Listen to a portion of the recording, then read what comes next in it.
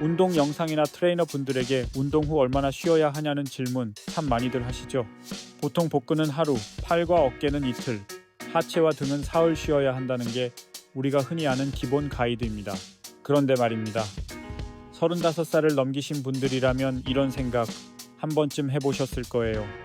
나 하체 좀 빡세게 하면 4일을 쉬어도 계단 내려갈 때 다리가 후들거리는데 왜 우리는 그 숫자만큼 회복되지 않을까요?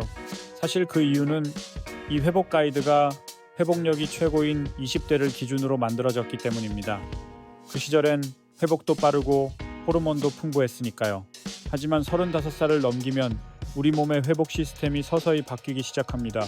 단백질 합성에 둔감해지는 아나볼릭 저항성이 생기고 호르몬은 떨어지며 세포의 복구 속도도 느려지죠. 자, 그럼 지금부터 35 이후 부위별로 얼마나 더 쉬어야 하는지, 그리고 그 회복 속도에 맞춰 어떻게 운동 루틴을 바꿔야 하는지 하나씩 정리해 드리겠습니다. 첫째는 복근입니다.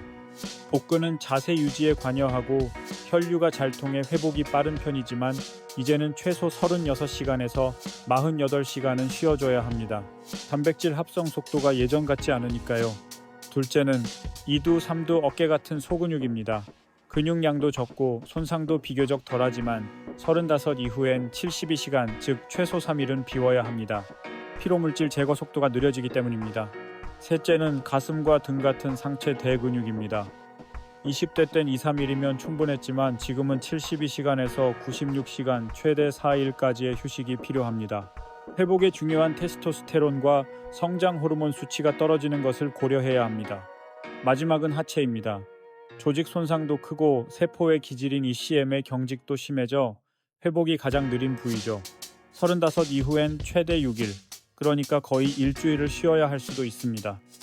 이쯤 되면 우리가 흔히 믿어왔던 48시간 회복 법칙은 20대에나 통했던 공식이라는 걸 알 수 있죠. 게다가 35 이후엔 근육통을 느끼는 감각도 무뎌집니다. 안 아픈데 하는 건 그냥 뇌의 착각일 수 있어요. 통증은 없지만 힘줄이나 신경계는 아직 복구 중일 수도 있습니다. 그래서 이 시기부터는 느낌보다는 숫자를 기준으로 쉬는 게 중요합니다. 상체는 최소 3일, 하체는 최소 5일입니다. 여기서 어떤 분들은 이런 반론을 하실 수도 있어요. 어떤 연구에선 하루만 쉬어도 회복과 성장에 차이가 없었다던데요. 맞습니다.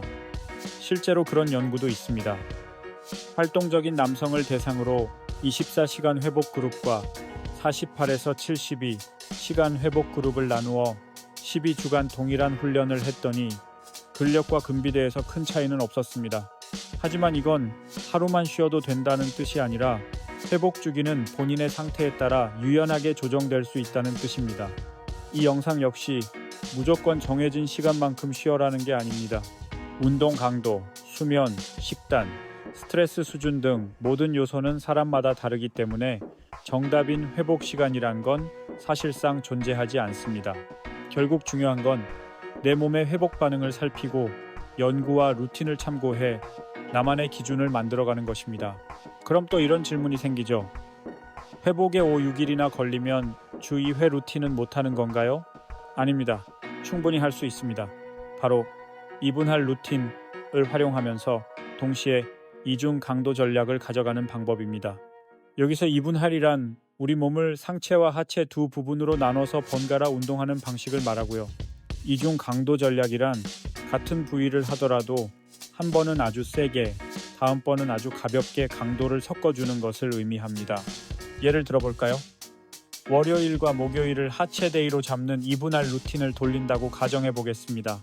먼저 월요일에는 스쿼트나 데드리프트 같은 프리웨이트를 활용해 고강도 하체 훈련을 합니다. 근육에 아주 강력한 자극을 주는 거죠. 그리고 돌아오는 목요일에는 똑같은 하체 운동이지만 레그 프레스나 레그 컬, 힙스러스트 같은 머신 운동 위주로 저강도 하체 훈련을 하는 겁니다. 핵심은 이겁니다. 한 번은 아주 강하게 자극해서 성장을 이끌어내고 그 다음 번은 회복을 방해하지 않는 선에서 가볍게 펌핑 자극만 주는 방식이죠. 이렇게 이분할 구조 안에서 강도를 조절해주면 무리 없이 주 2회 자극도 가능하고 회복과 성장까지 모두 확실하게 챙길 수 있습니다. 회복 속도를 더 높이고 싶다면 3가지만 꼭 지켜주세요. 첫째는 수면입니다. 7시간 이상 자는 게 기본입니다. 둘째는 단백질입니다. 운동 직후 30g 섭취는 필수입니다. 셋째는 스트레칭과 폼롤러입니다. 운동 전후로 근막을 풀어줘야 혈류가 잘 돌고 회복이 빨라집니다. 이 세 가지만 잘 지켜도 고강도 훈련 후 회복 속도는 확실히 달라질 겁니다. 이제는 자극보다 회복이 더 중요한 시기입니다.